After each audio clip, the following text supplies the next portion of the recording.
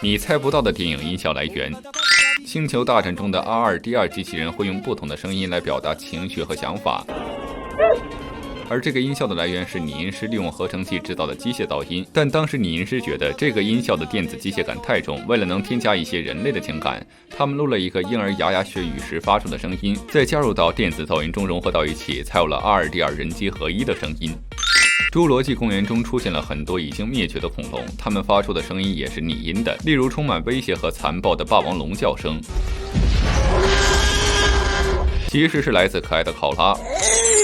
而霸王龙进食的叫声是由大象的叫声结合马咀嚼玉米的声音。迅猛龙的声音则是来自雄性乌龟与雌性乌龟做坏事发出的声音，而霸王龙撕咬四棘龙时发出的声音，实际上是一条狗咬玩具发出的。夺宝奇兵中巨石滚动追着主角并发出了巨大的声音，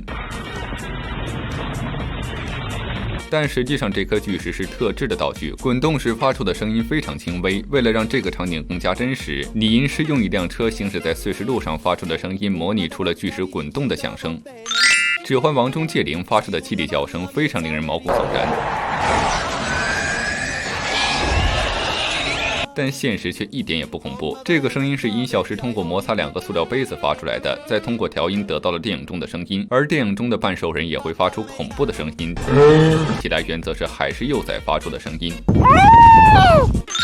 另外，《终结者2》中的施瓦辛格的猎枪射击出的声音其实是2门榴弹炮发出的，而液态金属机器人穿过栅栏的声音其实是打开狗粮罐头，然后录下狗粮滑出来的声音。黑客帝国中代码的声音是雨滴滴在玻璃窗上的声音，音效师将其进行了数字化，才得到了最终的效果。你还知道哪些有趣的音效来源呢？欢迎评论留言，关注我，每日带来有趣的电影冷知识。